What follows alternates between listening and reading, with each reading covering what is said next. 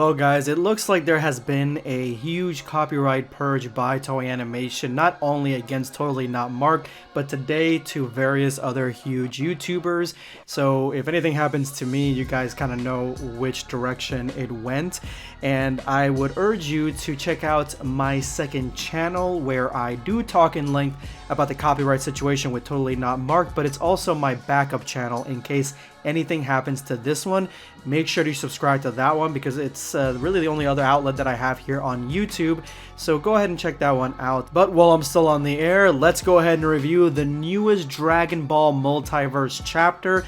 This one is called Universe 6 Back Home. Let's get it. The second round of the Multiverse tournament has just finished, and some of the members from other universes are heading back home bitter from their losses. And you can see right here that some of these losers are Bojack and his gang, and in the far back we see the females from the beginning of Dragon Ball Multiverse, most notably the chick that fought against evil Goku. You guys may remember this as one of the very few Dragon Ball fan animations that has Multiverse in it. This was one of the featured fights, and honestly one of my favorite fan animations of all time. We actually get her back in this chapter, and I'm actually glad because these baddies, they definitely had a lot of potential and a lot of insight into other forms of power when it comes to Dragon Ball characters. Bojack says, "I don't want to hear about other universes again." And the Vargas, they tell him that don't worry, after this, all voyages between universes will be banned, so you don't have to worry about it. But Bojack has something else in mind. He's got something else to distract him for today, looking over at the women in the corner. Now that they're all back in the same universe, because something that I didn't know, Bojack and these females, they're both from the same universe. They are not from different multiple universes. They probably kind of know each other. They probably have crossed each other's paths before, or at least heard of each other. And Bojack, being the gentleman that he is, says, let's go ahead and drop them off first, and they appreciate that sincerely. Kat, Sid, Jet, and May, who are the female characters, they're heading off to their planet, and Bojack decides to hitch a ride down with them, saying that he needs a little bit of fresh air to clear up his sinuses. But as they all lower down, the Vargas do not remember picking them up in this planet, and Bojack even remarks that this planet is a complete dump, and Kat doesn't take that lightly. Bojack didn't mean anything by it and tells the Vargas that they are free to go, they can leave them here. To the Vargas' surprise, you don't want us to drop you off on your own planet, you were talking about your palace, but the invite to stay on this world is accepted by Jet, and so Bardock and his team are going to stay there. But Zanya believes that there is going to be some sort of trap sprung, because it obviously is, and she pleads with Bojack to leave, to which Bojack completely ignores her. The Vargas end up leaving, and now Bojack is alone with the heroines. The trap is sprung, and both of the divisions decide that it is time for them to unveil their plans. And Bojack's plan is simple: just destroy the planet, take over the universes, kill these girls, and that's basically it. Because in this universe, he is the master of it, and he thinks that he's missed this planet, knowing that these females are from this planet, so he's taking this opportunity to finish them off. Jet says, "You didn't miss our planet. We chose a quiet place to finish this. We're here to kill you, Bojack." As they all take up fighting stances, and Kat actually begins to stretch in preparation for this battle. We get a flashback to this exact universe long time ago in the year 778. This is the sacred palace where the magical powers of the chosen ones are being developed. We see a teacher and her student. The student just found out that she's able to either turn people into cats or turn into a cat herself. She's not quite sure. So this is more of a magical society. And one thing that I found really interesting is that one of the animals here as a statue looks like a Digimon, the one with the huge ears.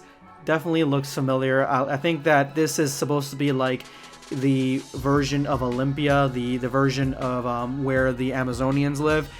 for Dragon Ball. A courier runs up to one of the teachers, who I can only assume is probably the leader of this planet, and says that thousands are killed, there is death everywhere, and that's when they see the mushroom cloud up ahead. Bojack and his crew have just terminated an entire city of hundreds of thousands of people. Zangya is extremely PO'd about this because this city was the pinnacle of civilization, art, fashion, goldsmithing, everything was here. I wanted to make myself a palace and you broke everything without a warning. And Bojack hates all that stuff. He's a pirate, he's a villain, he doesn't care about that kind of stuff, he doesn't care about refinement, he's not into all that. Definitely the dynamic between 17 and 18 back in Dragon Ball Z. Bojack, being the aggressive type of dictatorial leader, is growling in a very murderous sense to Zangya, and Zangya actually has to apologize for her tantrum, and they fly off to destroy more cities. And that is when we get the revelation that 356,000 were dead, including all the families to this hero team.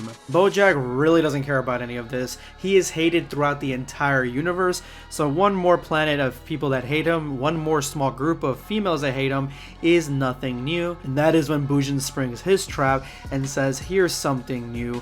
I'm going to betray you. I will join the heroines, join their team, and he gives Zangya the chance to surrender and asks if she's taking it. Now, Bojack is very disappointed at this, but he's extremely upset that one of his top supporters is actually going with his enemies, who, to his sense, they just met. They just met these people. I mean, Bujin chose hoes over bros, he chose thick over Bojack, so I can't really fault him for that. Cat immediately attacks Bojack and then pops up right behind him, swinging a hard left right in his face and knocking him back. Before Bojack can even stand up, she hovers right above him in all her glory and then kicks him in the face. Zangya realizes that there is a trap that was just sprung because she can't fly, she can feel the gravity, and she's starting to realize that these heroines, they made her weak. Can't keep up, huh? How does it feel to find yourself in the position of your countless victims? And Bojack didn't take that kindly. I was going to read Bojack's line, but it probably came out a little bit too intense for this channel. But yeah, he's not happy about this. He says there's nowhere in the universe that she can hide, but she's not in the mood for hiding. She says that he probably thought he was going to be imprisoned and judged and all that stuff and live a little bit longer, but no. Here is where she will judge him, and she may just look a little girl, but she is actually an executioner, to which this Zangya realizes that Cat is really the only one that could probably fight, so she attacks these three thinking that they're defenseless, but Bujin comes in with a hard left kick and pushes her back. You forgot about me, Zangya. You who always sided with this brute. Watch him die. Idiot, we had no choice with Bojack. It was support him or die. I'll remind you that you were nothing before him, a ridiculous introvert. Yes, and unlike you both, I evolved. He's still dim, and you are still a manipulative liar. Almost sounds like Zangya turned this guy down at some point. Bojack has come to the deep realization that he can't transform either. That was his key. That was his key in the movie. That's his key in the video games.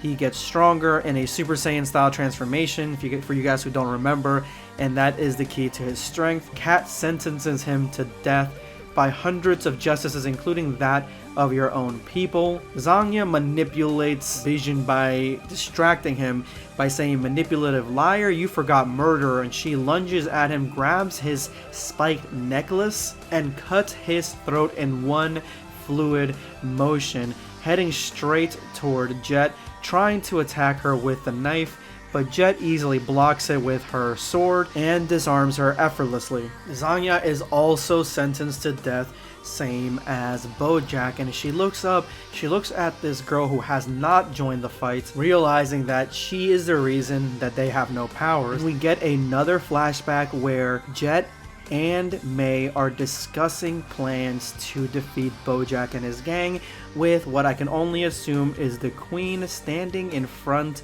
of a very interesting looking statue, or sitting in front of a very interesting looking statue, if you guys can see it in the back. The plan is that May has to be around Bojack for 30 hours, and in that 30-hour time span, she will be able to negate his powers and any assassin will be able to kill him. But unfortunately for this plan, Bojack has no servants, only slaves, and he kills them quite often. But that is when they realize that the multiversal tournament is just the 30-hour plus experiment that they need time frame for them to be able to drain him of all his powers for the time to be right, and they'll be right next to him, right near him, and May will be able to draw away all his strength with her abilities, and that is what essentially is happening. Zanya pleads for her life with Bijin, trying to get him to kill the girl that is negating her powers. That way he can be the hero and save everyone. I don't know how she's asking him this when she literally just cut his throat, and he's even struggling to sit up here because of the deep wound to his larynx. That is when we get the end of Bojack, as Cat punches a hole straight through his chest, Broly style, right through his heart. And to the shock of everyone, Bojack is finally dead.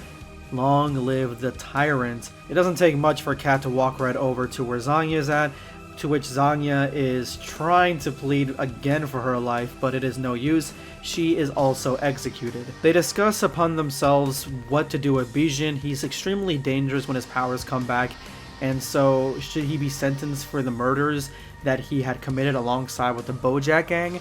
But it looks like Zanya took care of that herself, because Bijin also has died, and that is the end of Bojack's rampage throughout all the universes, and the team of heroines returns back to their planet as heroes. And we get this cool little excerpt here where we have Goku and Vegeta both in heaven, because in this universe they're both in heaven at this time. Goku gives Vegeta an update: Bojack's dead, and Vegeta wants to go and fight him, but Bojack doesn't have a body.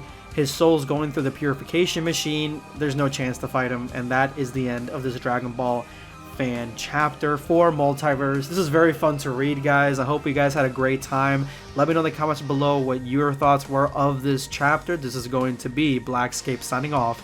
Take care, guys. Subscribe for more content.